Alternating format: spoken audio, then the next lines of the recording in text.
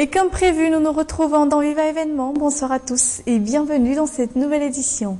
Dans l'actualité aujourd'hui, les premières étapes de l'opération Coup d'arrêt dans le Grand Sud prennent fin. Sidaal ont été capturés vivants grâce aux quelques cinquantaines d'éléments de la gendarmerie mobilisés. Affaire BICM, les abonnés de la banque regagnent confiance après près de 2 mois de désarroi. Au final, les déposants seront réglés par session. En politique, la conférence nationale sur la décentralisation ce 21 et 22 juillet retarde les communales devant être faites avant la fin de cette année. On en parlera dans cette édition. Un 4 ses environs dans le calme absolu, aucune trace des manifestations de Wundwurm contrairement à ce qui était prévu. Des détails dans ce journal. Et enfin, dans l'actualité internationale, une trêve provisoire en vigueur ce matin au Proche-Orient. Hamas et Israël ont accepté de cesser les hostilités.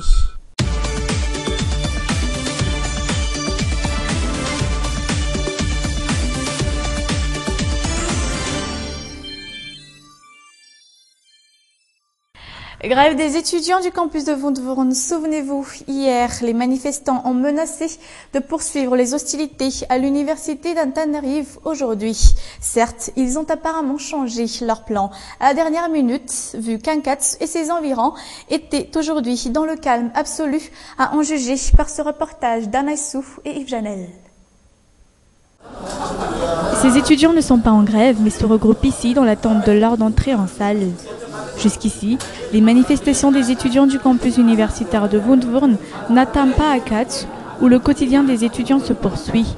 À l'exemple d'Ornella, la jeune femme entre aujourd'hui en cours à 10h comme à chaque jeudi. Jusqu'à maintenant, tout va bien ici, mais nous avons effectivement entendu dire qu'ils projettent de monter jusqu'ici. Un point commun à tous les étudiants, à Ankatz comme à Wundwurm, besoin d'une hausse des bourses. Car comme les étudiants du campus de Wundwurm, ceux d'Ankatz vivent eux aussi dans le dénuement pour la plupart. Les manifestations de Wundwurm n'atteignent pas encore Ankatz jusqu'ici. Mais comme ses confrères, on demande à l'État de considérer les revendications de hausse des bourses et des équipements, car plusieurs étudiants doivent assurer eux-mêmes leurs besoins. Et puis, il y a aussi l'adoption du système LMD qui requiert des dépenses supplémentaires. Par exemple, ici à la faculté des lettres, nous n'avons pas de connexion Internet durable, alors que le cursus suscite plusieurs recherches et documentations via Internet. Aujourd'hui, aucun soupçon de grève n'a été perçu à Ankatz. L'université d'Antananarive et ses environs est dans un calme absolu. Toutefois, l'association des étudiants d'Ankatz a tenu aujourd'hui même une réunion portant sur les hostilités de Wundwurm. Les leaders de l'association des étudiants projettent aussi de se joindre aux revendications des Wundwurm, étant donné que les étudiants sont en difficulté. Outre l'association des étudiants, en même temps, la présidence de l'université et les doyens de tous les départements de chacune des facultés se sont aussi réunis pour discuter le cas du campus de Wundwurm. Quoique le président de l'université a réitéré il y a 2 jours qu'aucune des revendications des étudiants de Wundwurm ne sera considérée. Et à l'occasion de leur passage à Ankatz, nos collègues ont suscité des explications sur ces grèves du campus universitaire de Wundwurm auprès de la présidence de l'université d'Antananarive, mais on leur a refusé tout entretien et tout commentaire. Direction à présent la région Bouin, mais dans le même contexte d'information. Aux dernières nouvelles, le personnel administratif de l'université de Majunga s'est retourné contre la convention signée avant-hier concernant la résolution des problèmes et des hostilités au sein de l'université de Majunga. Et sur une toute autre forme d'actualité, les premières étapes de l'opération Coup d'arrêt dans le Grand Sud ont pris fin aujourd'hui. Les habitants de cette partie du pays craignent à présent la vengeance des Daal. Raison de quoi la gendarmerie nationale projette de poursuivre l'opération. Notons que l'adoption de cette opération Coup d'arrêt a permis la récupération des 1038 sur les 1561 zébus disparus. Une opération ayant vu la mobilisation de 50 éléments de la gendarmerie nationale et la capture vivante de plus de Sidaal. Et nous allons quitter cette partie sud de la grande île et revenir dans la capitale. Affaire BICM, l'État a finalement trouvé une solution pour résoudre le problème des déposants de la banque. Les petits déposants seront réglés par session.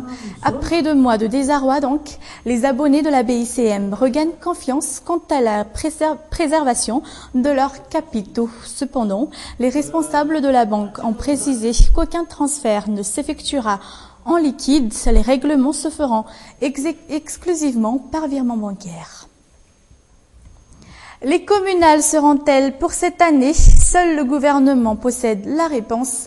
L'on constate juste que l'État fait tout pour retarder les communales. Aux dernières nouvelles, la conférence nationale sur la décentralisation sera pour ce 21 et 22 juillet. Tovrakut Javouni.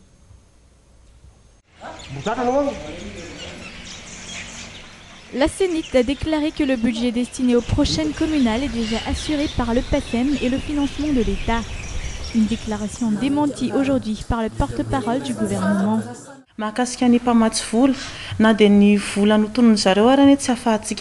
Les financements des bailleurs de fonds ne suffiront pas à finaliser les élections. Alors l'État fera de son mieux pour ce faire. Les élections ne seront pas bâclées pour des raisons financières, mais les textes sur la décentralisation sont prioritaires en ce moment.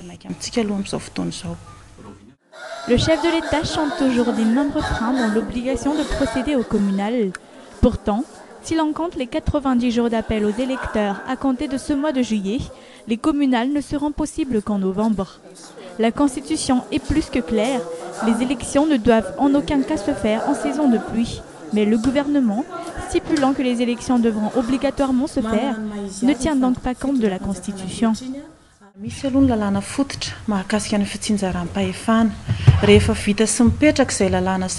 textes sur la décentralisation sont avant tout prioritaires. Ensuite, on pourra procéder aux communales de suite. Alors, nous ne pouvons pas définir les dates des communales aujourd'hui, mais je réitère que les textes sur la décentralisation priment à bord du fonctionnement de l'État.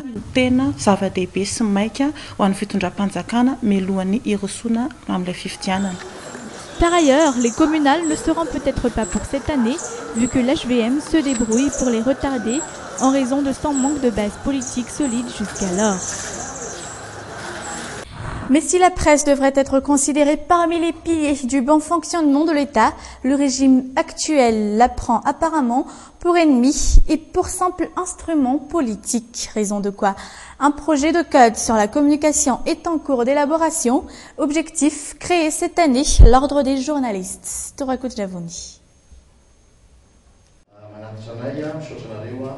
Au lendemain de son voyage à Rome, le président de la République lui-même a déclaré que la liberté de presse a des limites et qu'il veillera personnellement à ce qu'elle soit respectée.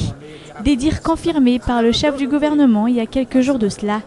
Et aujourd'hui, la quasi-totalité de la presse malgache parle de l'inefficacité du gouvernement. Pourquoi exactement? Manzakair Tiresen, un jeune journaliste parfaitement conscient des clauses de la profession, dénonce une grande défaillance de communication de l'État.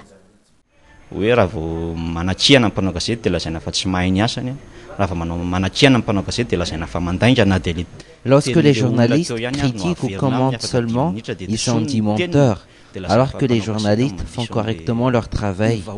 Même si les journalistes répètent mot pour mot leur dire, ils sont toujours accusés de menteurs. L'institutionnalisation de la communication de l'État est la seule solution. L'État a déjà les éléments nécessaires à cela. Il a les attachés de presse et les relations publiques, par exemple. Il est difficile de leur soutirer des informations. Le plus honteux, c'est des cas comme donner des consignes au Premier ministre au moment des discours ou des interviews. Misy moa zavatra tena mahamenatra hoe firesaka ampanao gazety ny prime ministre zay vao omena consigne angamba ntsihany amin'ny kalamanjana. Par ailleurs, la presse, dévoilant les défaillances et les erreurs du régime actuel, est souvent pointée du doigt et mise de côté par l'État, et cela depuis Ambutrouj jusqu'au cœur du gouvernement. Le système des Nations Unies et l'université d'Antananarive ont entamé aujourd'hui un projet d'enquête sur le paysage médiatique.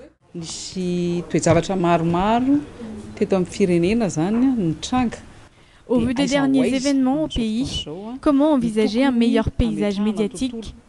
Cela ne va pas de soi, les acteurs concernés se doivent de peser les faits. Plus exactement, peser et évaluer les faits et les réalités, remonter jusqu'aux sources du problème.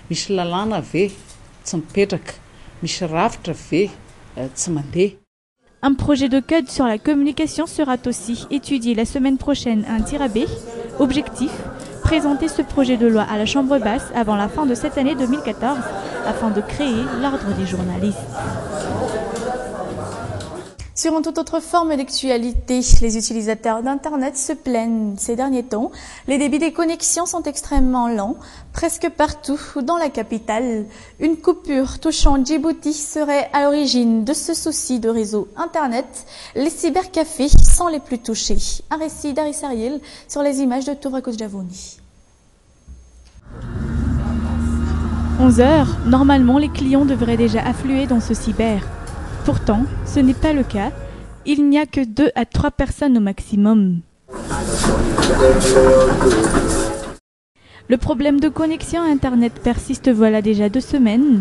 Narinj n'a pas été prévenu au préalable par son fournisseur de réseau Internet de ce problème de débit. Le débit de la connexion Internet est vraiment très lent. Tous nos clients s'en plaignent. Le problème persiste depuis 2 semaines. Avant 9 h du matin, ça va, mais après, l'Internet devient vraiment inutilisable. Ici, le réseau est abject et presque inutilisable. Les clients se font de plus en plus rares. Pourtant, la somme mensuelle payée aux fournisseurs ne changera pas pour ce cyber. Les habitués des cybercafés ont donc évidemment remarqué ce problème de réseau. La connexion n'est pas pareille à cause du mauvais temps. Dans ce cas, il y a le téléphone pour remplacer le cyber. Je viens tester le débit de la connexion en matinée et si je n'arrive pas à télécharger rapidement 1 ou 2 chansons, je laisse tomber et je reviens dans l'après-midi.